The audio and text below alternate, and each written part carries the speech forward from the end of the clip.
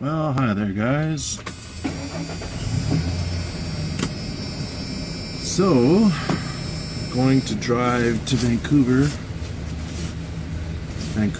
downtown Vancouver, to meet a friend of mine, and I figured I should do a video while I'm driving. I haven't done one of these yet. My camera angle might not be perfect, and I apologize for that. So, topic for this video is I'm gonna buy a new van, but exactly what kind, that is the question. So first of all, I seriously considered Class B vans, and I saw this really nice road trek, such as this one.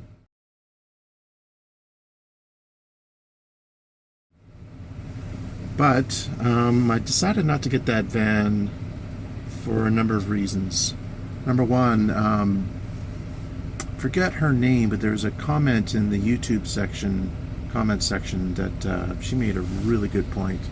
She said, "Wait a minute, what about stealth?" Because I made a video a couple weeks ago about by Class B, and she goes, "Wait a minute, what about stealth?" And I thought, you know what? That's a good point. What about stealth? And my goal is to be as stealthy as possible. Ultimately, what I have is about as stealthy as I'm going to get. Just a regular Ford E150 cargo van. So that's one of the main reasons I decided not to get the Class B, because they are not stealthy, although they're way more comfortable. And because I live in the same area all the time, where my kids are, where my work is, I need to be in something that majority of people are not going to think I'm living in it. The cops will be able to figure it out regardless. But I'm more worried about Nosy Nelly down the street calling the cops saying, "There's a young man living in his van down there, and you got to get him out of here." She's the problem. She calls the cops, that make my life a hassle because they have to respond. So yes, stealth. I made a whole video on why bother with stealth. So look at that if you're interested. So the other reason, of course, besides stealth, it was price. That van, that Dodge Road Trek, was in 1995, I believe, with 182,000 kilometers. They wanted 13,500 Canadian, and it's out of my price range. So that's why I'm not going to get a Class B. What am I going to get? Well, alright, back to daylight mode. The camera kept falling off on my thing while I was driving, and I decided to consider safety first and not be mucking around with the camera while I was driving. So here's another potential van that's in my area that's a good price. And for the amount of kilometers, it has 125,000 kilometers, and it's about $5,500. I'll show it to you right here.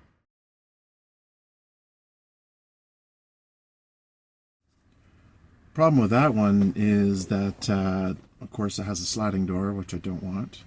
I don't want a sliding door because they are harder to insulate. I prefer a barn door that just opens outwards, and also harder to insulate, and also I want to use it as a door that I go in and out of all the time, which means I need to be able to close it from the inside easily.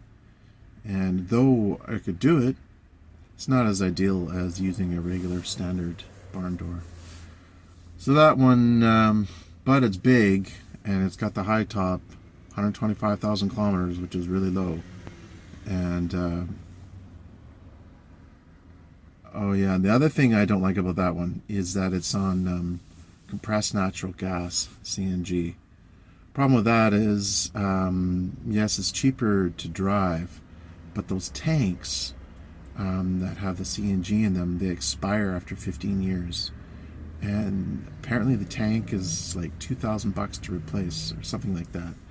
So by the time you spend all the money replacing the tank, all that savings you had in fuel costs out the window.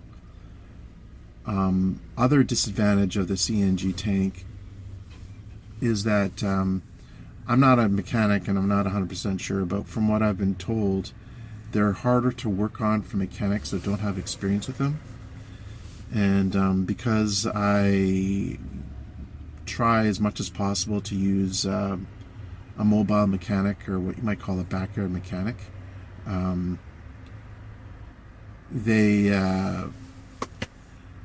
those guys might not know how to deal with a fuel system like that. Whereas for, bring it to the garage or the dealership, sure, they know how to do it, but they're going to charge what, 100, 150, 180 bucks an hour, whereas that backyard mechanic will charge like 50 bucks an hour. So I always try to use those guys whenever possible. So another option I'm considering is, seriously considering, is buying a standard low-top cargo van with all the features that I want, like barn door instead of a sliding door, and low kilometers, good price, preferably white. Another thing I really prefer to have, if possible, which is harder to find, is no windows. Stealth van dwelling, to me, it's better to have no windows. I know if you're in the boondocking in the forest, it's absolutely nice to have windows for sure. But I don't do that. I'm in the city, well, I would say 99.9% of the time. I've been doing this for 6 months and haven't left the city yet. So windows are a pain for privacy reasons and also for condensation issues. The windows tend to have condensation build up on them easily. So if I got a van with windows, I would definitely have to insulate them somehow, which is doable, but if I could find without windows, all the better. The way I get around, some might say, well, yeah, but okay, what about light? If you don't have windows, you're not going to get any light in there. Well, actually, with my fantastic fan, rooftop vent, it does give off quite a bit of light when it's daytime, and with the smoked, even with the smoke color of the cover of the fan, it still lets in lots of light. So what I'm considering doing is getting a regular low top van and then having a roof, a fiberglass roof, put on. You can do that one of a couple ways. You can either pay a professional to do it, which would likely cost, I'm guessing, at least $2,000-3,000 to put a high top onto a regular van, up in Canada anyway. I know that in the States I saw a price of $1,800 just for the roof itself, and then with the labor on top of that, it's going to be up there. Another option, which I would probably pursue, is buying a donor van off Craigslist or maybe even the junkyard, and taking a roof off that and putting it on the new van. Question is, what year van matches with what? So if I have a 1980s Ford, will it fit on the 1990s Ford? Is the roof similar enough? Because you got to really make sure that that roof is going to fit. Otherwise, you're going to have all kinds of leak problems. So now some people say, whoa, wait a second, why don't you just keep the van that you have? That is an option, but it's not one I'm going to pursue for a few reasons. Number one, I have the money now, and I'd like to get something nicer. This van is pretty beat up physically. It has a lot of dents on the outside. The sliding door has a huge dent in it, probably about 2 meters long, and it would cost, I'm guessing, $2,000 to $3,000 to fix all the body work on this thing, make it look decent. The other thing is it's better to have, this van is a Econoline 150, and what I've been reading, people say it's better to have, so that would be, 150 is a half ton. It's better to have a 3/4 ton, which is a 250, or the Chevy equivalent is a 2500, because your engine's a bit bigger. A small engine, if it's carrying a load, is going to have a tougher time of. It's just going to strain more, and it's going to have a more difficult time moving the load. And it's also, because of that, it's going to wear out faster, and it's going to cause more higher miles per gallon. Your fuel economy won't be as good, so I've read. So if I wouldn't keep this van just for that reason too. Well, I could, but I'd rather not. The E150 is not ideal for living in because of that. Better to have a bit of a stronger engine. So definitely gonna get the new van. It's just a matter of when. Anyways, guys, just gonna wrap up this video now.